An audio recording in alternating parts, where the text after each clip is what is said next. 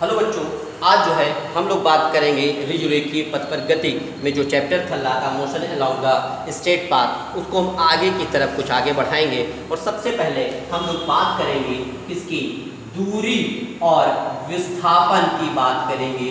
हम लोग बात करेंगे डिस्टेंस और किसकी, डिस्प्लेसमेंट की बात करेंगे।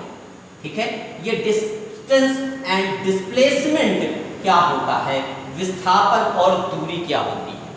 देखिए, अगर कोई भी गतिमान वस्तु किसी भी बिंदु से इस तरफ गई 3 किलोमीटर, इधर गई 4 किलोमीटर, इधर गई 3 किलोमीटर, इधर गई 4 किलोमीटर, समझ रहे हैं मेरी बात का मतलब, और इस फाइनल पॉइंट P पर पहुंची, तो यहाँ पर उस गतिमान वस्तु द्वारा जो पूरा रास्ता, पूरा पथ जो किया गया है, इसको इसकी क्या कहते हैं, दूरी कहते हैं। मतलब अगर कोई भी ऑब्जेक्ट जो मोशन कर रहा है वो कितना पाथ कवर कर रहा है, कितना पाथ ट्रेवल कर रहा है, उसी को क्या कहते हैं, दूरी या डिस्टेंस कहते हैं। कहने का मतलब क्या है, किसी भी गतिमान वस्तु द्वारा, किसी भी गतिमान वस्तु द्वारा तय किए गए पथ की लंबाई, तय किए गए पथ की लंबाई को क्या कहते हैं, दूरी कहते हैं। That means the total path traveled या covered, the total path covered by an object या total path traveled by an object is called as the distance। आप यहाँ पर देख रहे हैं, इसकी कोई भी निश्चित दूर जो है दिशा नहीं है। पहले ये इधर से इधर, फिर इधर से इधर, फिर इधर से इधर, फिर इधर से इधर, मतलब इसकी कोई सर्टेन जो है वो डायरेक्शन नहीं है। अगर जिसकी डायरेक्शन नहीं होती है उसको हम लोग क्या कहते हैं, अदिश राशि कहते हैं। इसको हम लोग स्केलर क्वांटिटी कहते हैं। ठीक है, मतलब जो दूरी है, जो डिस्टेंस है, वो क्या है, एक स्केलर क्वांटिटी, एक अदिश राशि है। अगर यहीं पर बात करें तो हम लोग कहाँ से चले थे, यहाँ से, और यहाँ से होते हुए यहाँ पर P पॉइंट पर बच्चों पहुँच गए, तो टोटल एक्चुअल में हमने कवर कितना किया, O से P तक। मतलब ये जो डिस्टेंस है हमारे पास, इसी को हम क्या कहते हैं, डिस्प्लेसमेंट या विस्थापन कहते हैं। मतलब किसी भी गतिमान वस्तु द्वारा, किसी भी गतिमान वस्तु द्वारा उसके प्रारंभिक और अंतिम बिंदु के बीच की न्यूनतम दूरी, फिर से सुनिएगा, किसी भी गतिमान वस्तु के, किसी भी गतिमान वस्तु के प्रारंभिक बिंदु और अंतिम बिंदु के बीच के न्यूनतम दूरी को क्या कहते हैं, विस्थापन कहते हैं। That means the minimum distance between the initial and final position of an object is called displacement. बच्चों आप यहाँ पर देख रहे हैं, इसकी एक डेफिनिट डायरेक्शन है, इसी तरफ आना है, वो हर तरफ नहीं जा सकता है, तो इसकी डेफिनिट डायरेक्शन है, इसमें दिशा है। अगर ये दिशा है तो इसको कौन सी राशि कहेंगे, सदिश कहते हैं, या इसका नाम है वेक्टर क्वांटिटी। मतलब जो हमारे पास दूरी होती है वो कैसी होती है, अदिश राशि होती है, और जो विस्थापन है वो सदिश राशि है। Distance is a scalar quantity and displacement is a vector quantity. Clear.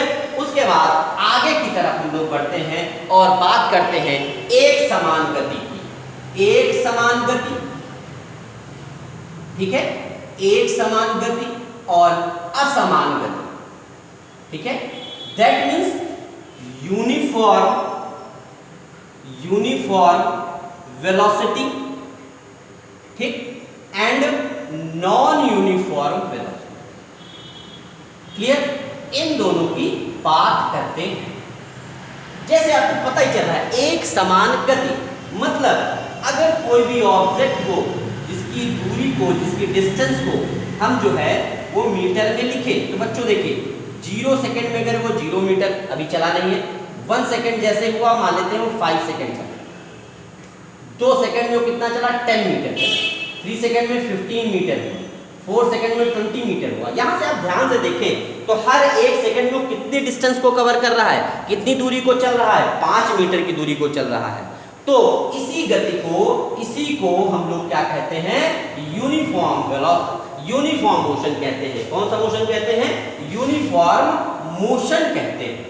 ठीक है, यूनिफॉर्म क्या कहते हैं, मोशन कहते हैं, एक समान गति कहते हैं। कहने का मतलब डेफिनेशन में अगर पूछा जाए आपसे तो आप कहोगे कोई भी गतिमान वस्तु यदि कोई भी गतिमान वस्तु एक निश्चित समयांतराल में या एक निश्चित समयांतराल में एक निश्चित दूरी को तय करे तो ऐसी गति को एक समान गति कहते हैं।